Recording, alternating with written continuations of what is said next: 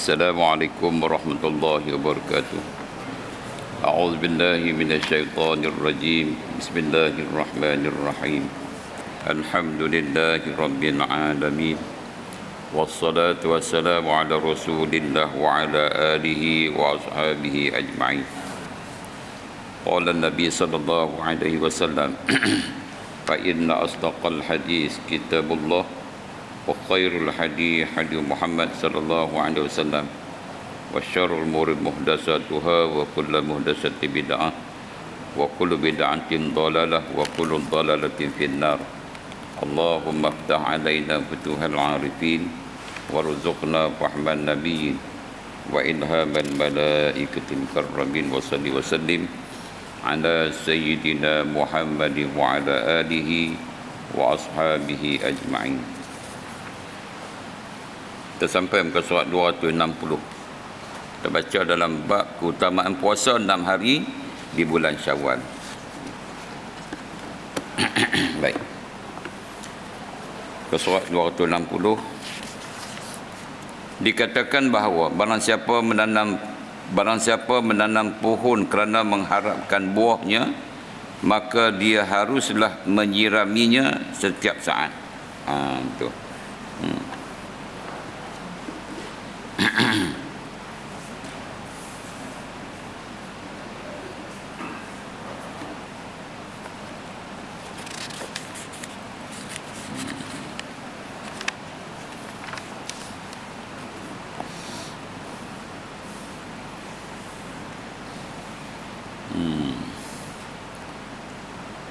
Maka tanda adanya penyerapan pohon itu terhadap air adalah daun-daunnya yang hijau subur.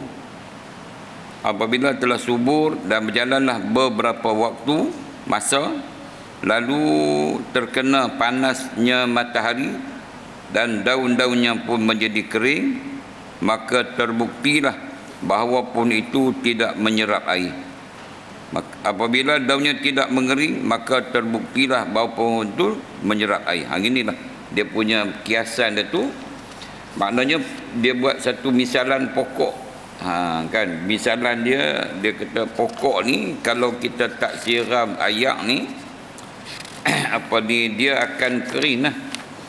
Bila kering, maknanya menunjukkan tak ada air.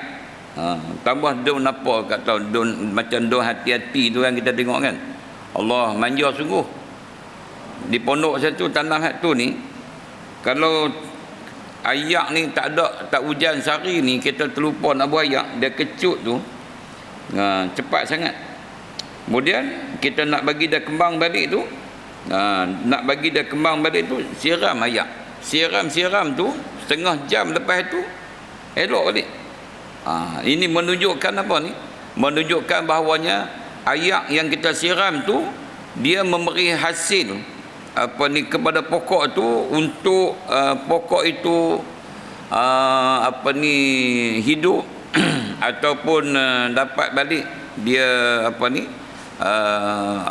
menghijaukan pokok tu dan boleh kita ambil manfaat daripada kecantikannya, boleh ambil manfaat daripada daunnya, kan, begitulah seterusnya. Jadi nak tunjuk yang tu, dia cerita pokok ni semua ni, kiasan dia agar kita boleh mengambil iktibar, ambil dia punya kisah pokok ini juga adanya persamaan dengan kita ni. Pokok tu bersamaan dengan kita. Rasulullah SAW pernah satu hari tanya kepada sahabat-sahabat, tahu tak kamu manakah satu pokok yang sama dia dengan manusia? Pokok yang sama dengan manusia. Jadi sahabat-sahabat Nabi ni tak dapat nak jawab soalan Nabi tadi ni. Tiba-tiba Nabi kata pokoknya adalah pokok kurma. Pokok kurma tu dia seperti mana manusia juga. Kalau dicantah kepala tu di atas tu, dia mati macam cantah tengkuk.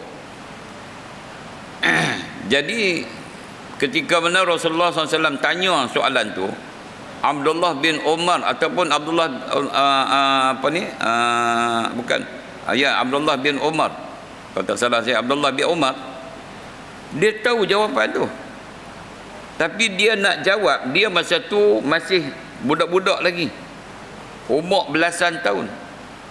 Yang duduk di hadapan Nabi ni kira dah orang panggil kan senior lah, termasuklah bapak dia Sayyidina Umar bin Khattab, masuklah sahabat-sahabat yang besar-besar.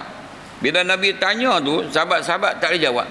Rupanya Abdullah bin Umar ni dia boleh jawab, tapi dia rasa nak jawab ni, dia takut sat lagi hak tua-tua tu jadi orang kata leceh kan. Leceh, budak ni boleh jawab, kita jawab pasal apa benar. Dia rasa macam tu, tapi kita tak rasa macam tu. Kita rasa sahabat-sahabat ni dia tidak ada sikap orang kata kecil hati ke apa semua, tak ada. Sebab mereka itu boleh, yang diasuh oleh Nabi, yang dididik oleh Nabi itu, mereka tu bersifat dengan sifat kejujuran. Makna kalau kata tak tahu pun tak tahulah, kalau kata tak erti pun tak ertilah. Sebab itu sahabat Nabi, bila Nabi soal, mereka itu akan jawab Allahu wa rasuluhu alam. Allah dan Rasulullah yang lebih mengetahui. Jadi maknanya Nabi kiaskan manusia ni macam pokok kurma, dia kata itu. Begitu juga disebut di sini ni, maknanya dibawakan contoh, misalnya pokok ni, makna kalau tak disiramnya maka pokok itu pun akan kering, kalau disiram pokok itu akan hidup. Demikian juga halnya dengan manusia, dia kata. Macam tu juga manusia, kehidupan kita ni. Apa dia? Di dalam bulan Ramadan itu cepat-cepat berpuasa kan, mengerjakan solat, melakukan bermacam-macam kebajikan, kerana mengharapkan diterimanya semua amalan dengan sebab barakahnya bulan Ramadan. Kalau kita tengok bulan Ramadan pun, kita fikir sekali keajaiban bulan Ramadan tu pun sudah hebat, boleh menarik orang mari ke masjid, ke surau kan, hebatlah. Tapi bulan-bulan lain tak macam tu. Bulan Ramadan kita boleh buat macam-macam ibadat, sembahyang tarawihnya, qiyamul lailnya, baca Quran bertadarusnya, sedekahnya kan, macam-macam dah kita tengok kan. Kalau seseorang itu dapat meneruskan apa yang dibuat dalam bulan Ramadan, tarawih tak ada lah kan, tapi sembahyang selepas pada Isya ni banyak lah. Di antaranya sembahyang ba'da Isya, sembahyang witir, sembahyang tahajud kan. Itu sembahyang yang orang kata yang ditentukan selepas sembahyang Isya tu. Baca Qurannya, sedekahnya, apa semualah kan, kehadiran ke masjid, ke surau, berjemaahnya, apa semua ni, beriktikafnya, apa semua masih ada lagi di bulan-bulan lain.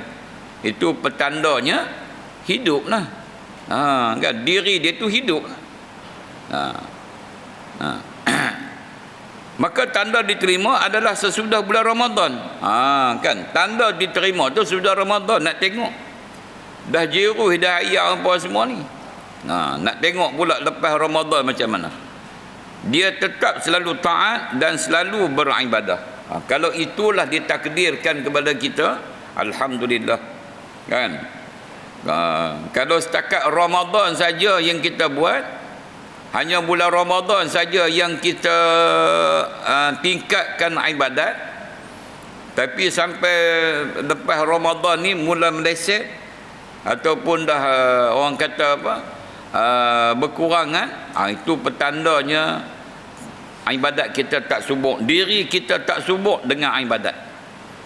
Itu tahu sendirilah tu kan, tuan-tuan kan. Tak payah ukur orang lah, ukur kita sudah lah. Kalau rasa kita lepas Ramadan ada tingkatan, ada peningkatannya dalam ibadat, dalam apa sajalah kan, itu di antaranya tu.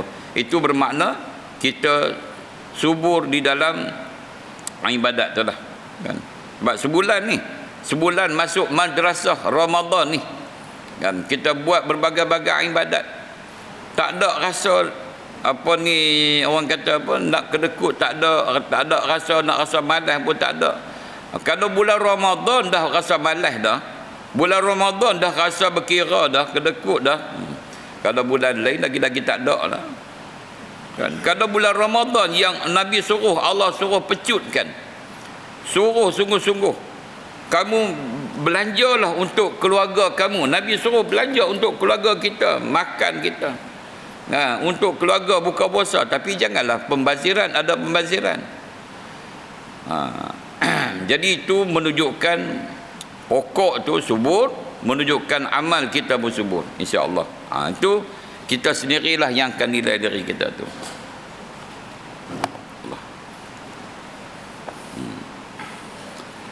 Wa qala Sufyan Tsauri, wa an Sufyan Tsauri radhiyallahu taala anhu annahu qala, bawanya dia berkata, kan,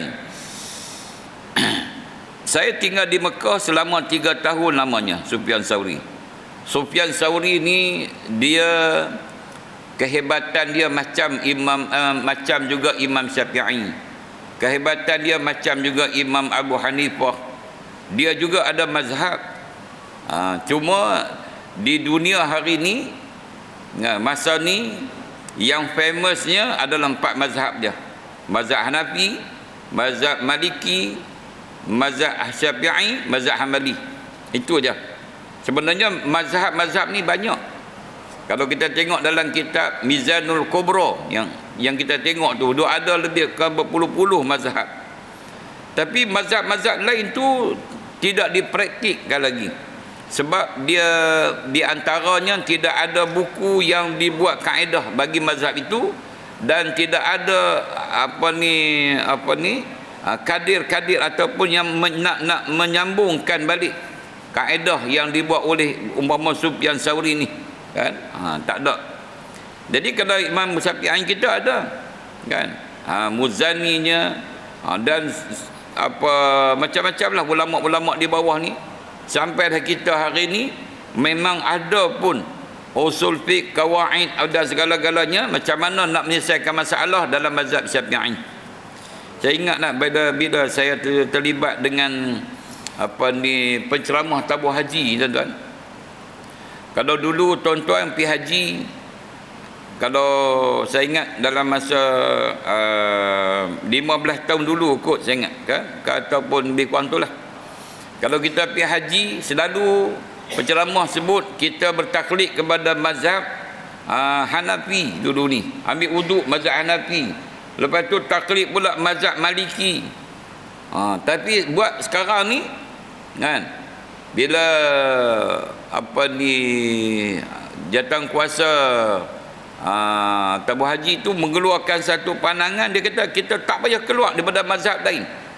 Mazhab Syafi'i pun sudah kaya dengan berbagai-bagai pandangan. Umpama dalam bab menyentuh laki-laki dan perempuan, umpamanya ketika mana kita tawaf, dan tawaf tu ada laki-laki dan perempuan. Ada pula duk bagi idea, dia kata awak orang Saudi ni buat macam ni, kalau buat macam ni bagus. Dia kata buat satu macam lorong laki-laki perempuan. Tu saya nak semayang macam mana pula? Kan, depa pun duk fikir kat tu. Arab pun duk fikir juga macam mana nak buat ni kan. Mungkin besok depa buat tingkat 1, tingkat 2, tingkat 3, tingkat 4 gitu kot, dekat-dekat tu. Tawaf tentu je lah kot. Kot je lah. Jadi buat masa ni depa kata tak payah keluar daripada mazhab lain. Mazhab Syafi'i pun sudah kaya dengan berbagai-bagai jawapan daripada permasalahan yang berlaku. Umpama hari ni bersentuh laki-laki dengan perempuan yang bukan mahram kan, bersentuh Afrika ada, Bangladesh ada, Pakistan ada, mana-mana negara ada, kita duk pakai ihram, kaki terbuka, tengkok terbuka, ni lengan kita pun terbuka. Memang orang kata peratusan nak bersentuh tu memang banyak lah. Jadi bila kita guna pendapat mengatakan bahawasanya orang yang menyentuh dan kena sentuh itu tidak batal. Kalau kita sentuh laki-laki dan perempuan kan, laki-laki Malaysia, perempuan Afrika tu sentuh umpamanya, kena kulit dengan kulit, Tetapi bila syahwatin dengan tidak ada syahwat, maka ketika itu tidak batal mengikut sebahagian daripada ulama Imam Syafi'i kita. Jadi kita guna pakai itu ketika mana dalam keadaan darurat. Kan orang dah ramai. Macam saya pergi tahun-tahun lepas tu, bukan tahun ni, tahun lepas tu, memang masa tawaf tu tak ramai. Jadi tersentuh juga tangan isteri tu. Bila kata kesentuh dengan isteri, tak apalah, kita guna pendapat tu lah, kata tawaf. Bila tawaf tu, lepas tu pergi sa'i. Balik rumah merasa tak puas hati. Pasal apa orang tak ramai ni? Kan? Tak apa, ambil sembahyang lepas semua ni, pergi pula tawaf sekali lagi, sa'i sekali lagi. Tawaf masa tu tawaf apa ni bawah boleh, kan orang tak ramai. Masa PKP dulu ni. Tapi padahal boleh menggunakan pendapat tu, boleh. Apa kata Sufyan Tsauri? Kata, saya tinggal di Mekah selama 3 tahun lamanya. Ada seorang lelaki Mekah yang selalu datang ke Baitul Haram setiap waktu zuhur. Dia tawaf di Kaabah, lalu solat semayang, kemudian memberi salam kepadaku dan terus pulang, kata Sufyan Tsauri ini. Sehingga saya mengenal baik dia dan dia kenal baik pada saya. Mungkin berkali-kali jumpa, kan? Berkali-kali jumpa lepas semayang, bersapa, semayang, siapa pun kita. Kadang-kadang kita duduk dalam bilik gitulah, seorang duduk Kedah. Kita ni orang Perak, mula-mula duduk tu tak berapa nak ceria je. Kan? Lama-lama rupanya bagus. Yang duduk dengan kita tu Tok Bidan umpamanya. Kan? Kita jalan-jalan kaki ni lenguh lah. Abang lah lenguh. Dia kata, main ni kau nak urut lah. Main kau bawa minyak ni, minyak gamat. Kau duduk mana? Duduk Kedah. Duduk Langkawi bawa minyak gamat 3 botol. Kau siapa-siapa tergeliat ni nak urut ni apa ni. Urut-urut kita jadi baik lah. Tu kalau panggil bekas kenuri tu hak dekat, dia tinggal dia pergi Langkawi. Kan? Jadi Sufyan Tsauri kata baiklah, makna dia kenal saya kenal dia apa semua ni. Pada suatu hari dia menderita sakit. Kawan hak kenal ni, kata Sufyan Tsauri, kata dia sakit dan memanggil saya.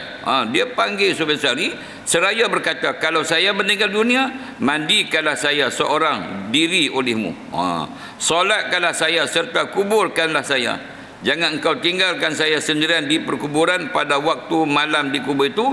Bahkan bermalamlah engkau dekat kubur saya dan ajari saya kalimat tauhid. Tatkala mulai ada pertanyaan malaikat Munkar Nakir, maka saya pun menyanggupinya tu. Jadi dia pesan kepada Sufyan Tsauri ni, Imam Sufyan Tsauri ni kata, kalau dia mati besok ni, kamu mandikan dia, semayang apa ni, pergi kubur. Kemudian sampai di kubur tu dia kata, jangan biar dia seorang diri. Yalah kita ni pun mana pun nak balik kan. Pergi tanam tu orang kata mati hidup balik. Mati hidup balik lah. Hidup tu balik lah. Jadi dia kata, jangan tinggal saya seorang-seorang. Dia kata, ajarilah saya akan kalimah kalam tauhid. Ketika itu malaikat akan menyoal saya. Dalam keadaan saya tadi sakitnya, sakaratul maut, dalam keadaan tempat yang baru sudah jadi bercelaru orang kata. Jadi ketika itu perlu kepada bantuan pertolongan orang untuk mengajar, mengingatkan saya, bukan mengajar tapi mengingatkan saya akan kalimah kalam tauhid, supaya malaikat yang soal saya itu saya boleh jawab. Itulah konsep talqin tu tuan-tuan. Dia bukan nak ajak lagi dah, dia nak memperingatkan. Ingat je. Kan? Orang yang hidup bila sampai di kubur, dia akan mengambil satu pengajaran, ibrah daripada kematian. Kalau menggunakan pemikiran kita ni, dia akan mengambil satu pengajaran. Dia kata, aku besok pun akan jadi macam ni juga. Dah sampai di kubur, nak turun dalam lubang tu pun orang terpaksa angkat. Maknanya nak bergerak satu zarah pun tak boleh. Nak bergerak, nak bukan setakat kata nak mandi, nak pakai kapal sendiri, nak berjalan ke kubur, sehingga akan letak di kubur, nak turun dalam liang itu pun terpaksa orang bersusah payah. Begitulah keadaan aku besok pun macam itulah. Kan? Ambil pengajaran. Kemudian di kambuhnya tinggal keseorangan, Baitul Wahdah dikatakan, rumah yang keseorangan. Kan? Jadi mengambil pengajaran. Begitu juga boleh tak kita orang yang hidup ni memberi satu peringatan kepada orang mati. Kadang-kadang kita duk ingat di kepala kita secara logik kita ni duk kambuh dah, boleh mana boleh dengar. Mau kalau pakai mikrofon satu mic soundbox dalam tu, kita duk atas pakai tu kod dia dengar, kita duk rasa macam tu. Tapi hari ni tuan-tuan, kita tengok ni, kita pakai handphone kita ni kalau dulu kita cerita tahun 30-an, 40-an, 50-an, 60-an mungkin kita cerita pasal handphone ni kan, orang akan kata hang ni biar betul sikit. Biar betul sikit kan. Dulu orang tengok apa hebat-hebat pun televisen ya kan. Tapi bila ni dengan ada benda ni hak duk ada ni pun kita tak habis reti lagi. Tak habis reti lagi. Dia main pula hak yang baru pula. Jenuh duk pergi minta anak-anak ajak kita. Ajak lupa pula. Pergi delete. All select. Terus tekan habis semua. Kata kat anak, mana ayah duk simpan kemarin ni? Cari tak ada ayah. Ayah buat macam mana? Ayah buat macam ni. Habis ayah dia pun putih pun tak boleh reti. Ingat select tu bagus kan? Rupanya habis pula. Main pula ni, buat pula PDF pula dah. Dulu duk pakai macam-macam tuan-tuan. Benda-benda macam ni. Jadi kalau kita nak guna akal kita tak berdasarkan kepada apa yang Allah Ta'ala boleh buat itu, kita rasa buat apa manfaat kita pitulkin mayat yang dah kambuh 7 kaki bawah tak dengar tu, mati pula. Yang masa hidup kita nak cakap ni, kita duk bergaduh, masa dia mati ni duk bergaduh ni, nak tanam dia sakumbang ke, nak tanam Silverstone apa semua ni, siapa nak jadi imam siapa nak bagi mandi. Pergi tanya kat mayat tu, dia tak jawab pun. Dia tak jawab. Kita duk gaduh dah, ni siapa pula nak. Apatah lagi bila dah tanam dia 7 kaki tu, kita nak cakap dengan dia tu, kita rasa mana nak boleh dengar. Itu kita duk kata tuan-tuan. Tapi dengan kuasa Allah ni yang kita duk cakap hari ni, tahun 2023 ni, tahun 2000 ni kalau ditakdirkan umur dunia ni lagi panjang, tak apa lagi kecanggihan yang orang dulu akan kata kat kita. Dia kata kalau orang tahun 2023 ada ni, kalau kita cerita pun dia tak percaya. Macam mana kita nak cerita pada orang tahun 1932. Jadi semua kemungkinan tu boleh berlaku. Sebab tu ulama dia buat kajian, dia buat orang kata mengambil daripada kias daripada apa yang disebut kan oleh Nabi SAW tu. Jadi maknanya adalah talqin, bacaan talqin yang kita buat bersifat serampang 2 mata lah. Maknanya tu Iwan kita kata, maknanya yang di kubur pun kita talqin, ajak, ingat, yang di atas kubur ni kita ajak. Kan kita sebut kepada si mayat, ya fulan bin fulan annal mauta haqq, bahwasanya mati itu benar dan wajib kamu membenarkannya. Wa annan nuzula qabri haqq, dan bahwasanya turun ke kubur itu benar, wajib kamu membenarkannya. Wa anna soal munkar wa nakir, dan soal munkar nakir itu benar dan wajib kita membenarkannya. Wa annal ba'sa, dan bahwanya bangkit daripada kubur itu benar, wajib kita membenarkannya. Wa annal mizan wa annal sirat wa annan nar wa annal jannata wa anna sa'ata atyatul la rabiya. Semua kita sebut memperingatkan balik itu kepada orang yang di atas. Orang yang dalam kubur itu dia terlebih maklum. Apa yang kita nak sebut ni, mati itu benar, soal kubur itu benar, dia lebih termaklum daripada kita. Kita atas dunia tapi nak bagi tahu hak di atas ni. Hak yang di kubur tu hanya nak bagi tahu je.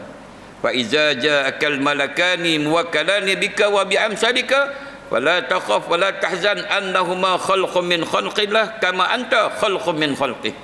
Bila datang 2 malaikat yang diwakilkan oleh Allah Ta'ala kepada kamu, jangan kamu takut, jangan kamu duka cita, kerana kedua-dua itu adalah makhluk Allah, seperti mana juga kamu juga makhluk Allah Subhanahu wa Ta'ala.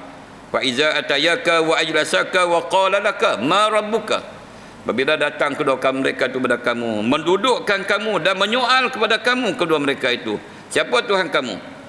Faqul Allahu rabbi haq, katalah Allah Tuhanku sebenarnya. Itu saja, sikit saja. Tapi hak lain tu rimbah.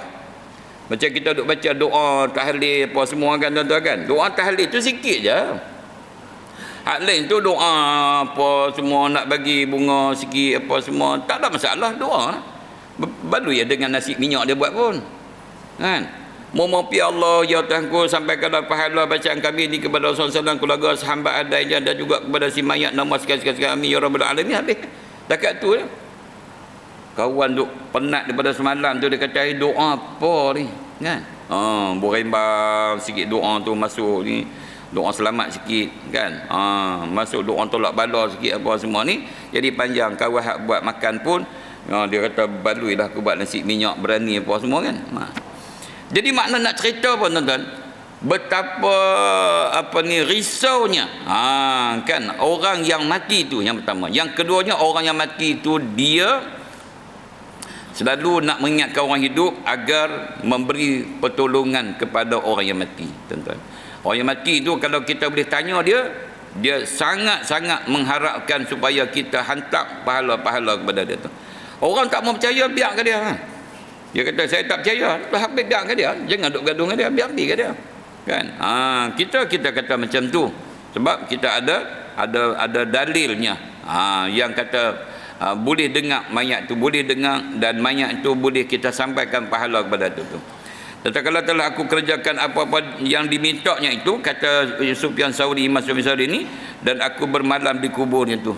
Dia kata bila mati, betul kebetulan pun mati kawan ni, Sufyan Tsauri pun mandi dia, semayang dia, kapan semayang apa semua, tanam. Kemudian Imam Sufyan Tsauri kata aku pun bermalam di kuburnya. Ini nak cerita ni. Dia kata aku bermalam di kubur kawan ni yang kenal aku ni, aku kenal dia kenal aku ni. Sewaktu aku dalam keadaan antara tidur dan bangun. Sewaktu aku dalam keadaan antara tidur dan bangun tu, makna terlelap tu, tiba-tiba aku dengar satu suara dia kata, ya Sufyan Tsauri, tidak ada gunanya bagi mayat ini engkau jaga dan engkau ajari tauhid pula. Dengar satu suara yang kata, ya Sufyan Tsauri, tak ada gunanya kamu duk jaga mayat ni, kan? Kamu duk atas mayat ni bersusah payah ni, dan kamu nak ajar akan dia tauhid. Maka aku tanya, mengapa demikian? Suara itu menjawab, sebab dia telah berpuasa bulan Ramadan dan berpuasa pula 6 hari Syawal setelah Ramadan. Kan? Kata suara tu adalah sebab dia telah berpuasa apa ni di bulan Ramadan di bulan Ramadan. Dia kata qala bisyami Ramadan wa itba'ihi sittan min Syawal fastayqizu. Kan, ketika itu maka aku terbangun. Katanya bila dia kata kawan ni puasa sebulan Ramadan dan puasa Syawal, maknanya dia kata kamu tak payah hajak dah. Kamu tak payah hajak dah. Kamu tak payah duduk di kubur dah. Kerana orang ni puasa bulan Ramadan dan dia puasa bulan Syawal. 6 bulan Syawal. Kamu tak payah ajak dah. Maka aku terbangun dan aku tidak menjumpai seseorang pun. Dengar suara siapa sebut ni? Dengar suara duk main, duk habaq, duk bisik kepada Sufyan Tsauri. Ulama besar tuan-tuan. Kan? Allah nak takdirkan apa suara yang mari itu, Allah Alam. Tapi ada terdetik dalam hati dia macam terdengar suara. Ya Sufyan Tsauri, kamu tak payah duduk dalam kubur dia, tak payah duduk ajak tauhid dekat dia. Kerana orang ni orang yang baik. Orang ni puasa sebulan bulan Ramadan dan dia mengiringi pula selepas Ramadan, itu puasa 6 pula tu. Kan. Imam Sufyan Tsauri ni terjaga daripada tidur dia. Dia tengok tak ada seorang pun, dia kata, kan. Falam ara ahadan. Wa tawaddatu wa sallaitu hatta namtu. Kan. Kemudian bila dia jaga daripada terkejut daripada dengar tu, dia kan, aku pun mengambil air semayang. Aku pun lalu mengambil air semayang. Wa sallaitu. Fa waddatu wa sallaitu. Kan. Di sini terjemah ni dia tak cukup kot. Aku pun lalu ambil semayang dan semayang. Kan. Kemudian hatta namtu, hingga aku tidur. Kan. Kemudian summa ra'aitu zalika salasa marrat. Aku dengar suara tu 3 kali. Duk dengar, ya Sufyan Tsauri, kamu tak payah duduk, ajari akan dia tauhid, kerana dia puasa Ramadan, dia puasa 6. Ya Sufyan Tsauri, kamu tak payah duduk di kubur ni, kerana dia puasa Ramadan, dia puasa 6. Begitulah 3 kali disebut itu. Maka aku menjadi maklum bahawa hal ini datang daripada Allah Subhanahu Wa Taala, bukan daripada syaitan yang terkutuk.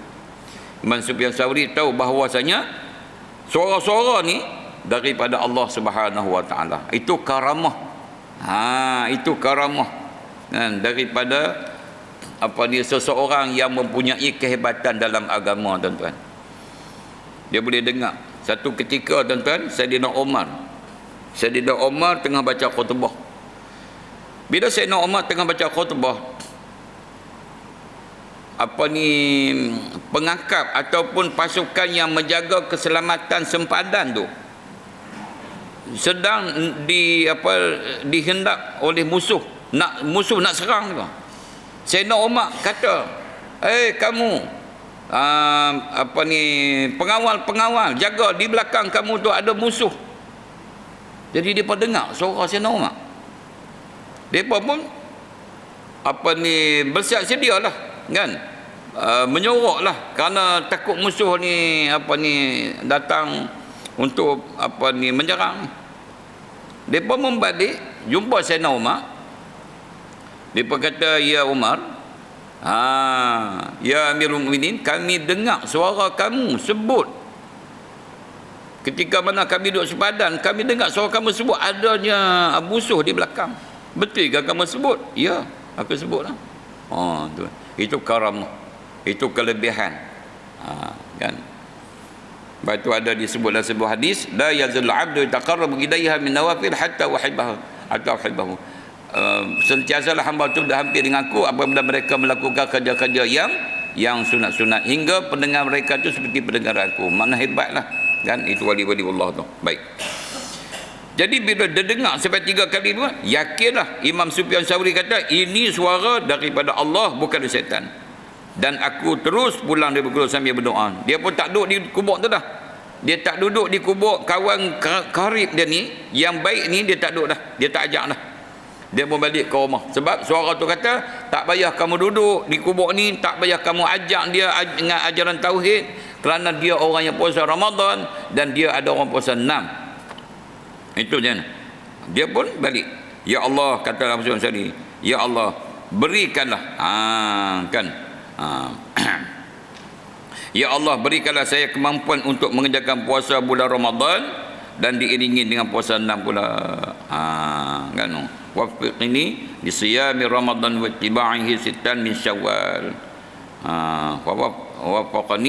Wafaqani Allahu kabirul muta'al. Nah, maka Allah yang maha besar lagi maha tinggi telah memberi pertolongan kepada saya ni. Jadi maknanya hebatnya kan, di cerita ni orang yang puasa Ramadan dan puasa 6 Syawal. Begitulah di antara kehebatan dia tu, dalam kubur selamat daripada azab, boleh menjawab segala persoalan munkar nakir, maka tak perlu lagi dah kan pertolongan daripada orang. Kalau orang tak mau tolong pun tak ada masalah dah. Cuma kita hari ni kan, kita buat satu bantuan, satu pertolongan kepada si mayat itu kerana kita bukan orang yang seperti ni mungkin kan. Kita bukan orang seperti ni. Orang ni hebat, orang dia kan. Tapi nak menceritakan bahawa kelebihan puasa 6 tu, puasa Ramadan dah tentu lebih dah, puasa 6 pula ada kelebihan. Jadi maknanya kelebihan inilah yang akan memberi suatu kelebihan kepada mereka-mereka yang beramal, agar menjadi suatu pengajaran kepada kita supaya kita juga akan melaksanakan 9 rupa, agar kita juga boleh menjadi seperti orang yang seperti diceritakan oleh Imam Sufyan Tsauri ini. Kita tidak lagi menjadi susah, menjadi payah untuk untuk kita memanggil siapa-siapa pun untuk di kubur kita, ataupun Kalau orang tak buat tahlil ke bacaan kepada kita pun, kita dah masalah dah. Kita dikubur dah, settle dah, kan? Kalau orang lupa kita pun, kita dah selamat dah di dalam alam barzah ni, insya-Allah. InsyaAllah akan datang kita akan bincang daripada Ibnu Abbas radhiyallahu anhu dari Nabi sallam, as-saimu ba'da ramadana kal karri ba'dal firari. Kan, orang puasa setelah bulan Ramadan ibarat orang kembali perang sesudah ia lari. Kan, di satu cerita yang hebat juga tuan-tuan, di antara sifat-sifat munafik yang disebut oleh Nabi, kan, adalah orang yang lari daripada peperangan. Dia nak pergi perang dah, cabut, lari. Kan, maka orang yang lari ni, orang ni adalah orang yang dicopkan sebagai munafik.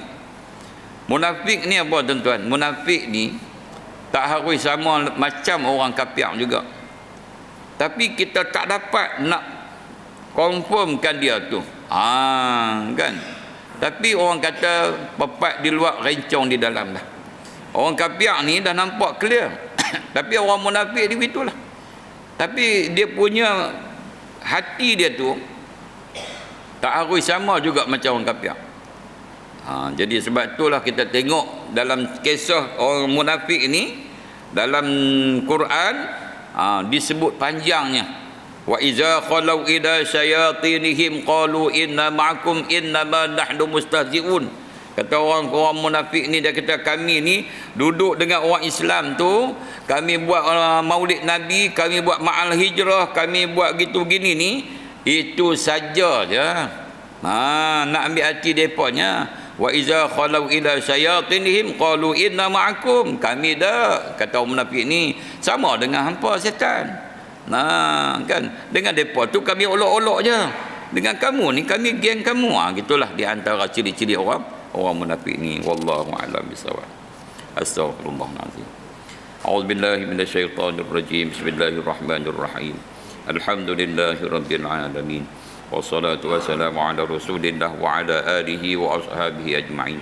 Allahumma ighfir lana dhunubana wa liwalidina wa limasyayikhina ولجميع المسلمين والمسلمات والمؤمنين والمؤمنات الأحياء منهم والأموات برحمتك يا أرحم الراحمين. اللهم اجعل جمعنا هذا جمعا مرحوما وتفرقنا من بعده تفرقا معصوما. ربنا آتنا في الدنيا حسنة وفي الآخرة حسنة وقنا عذاب النار. وصلى الله وسلم على سيدنا محمد وعلى آله وصحبه أجمعين والحمد لله رب العالمين. أستغفر الله.